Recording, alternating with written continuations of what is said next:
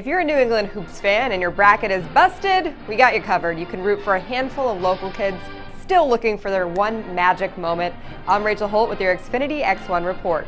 Florida State senior Terence Mann hails from Lowell, Massachusetts. The 6'7" guard is averaging over 18 points and 8 rebounds in the tourney for the Seminoles, who take on #1 seed Gonzaga Thursday night. Wabisa Beatty of Virginia Tech is from North Andover, Massachusetts. The sophomore guard worked his way into the starting lineup and has become a big piece of Tech's program. The Hokies play top seed Duke on Friday in Washington, D.C. New Haven, Connecticut is the home of LSU guard Tremont Waters. The sophomore hit the Tigers' game-winning shot with 1.6 seconds left to top Maryland in the round of 32. LSU takes on Michigan State on Friday. And Purdue's Aaron Wheeler is a freshman forward from Stamford, Connecticut.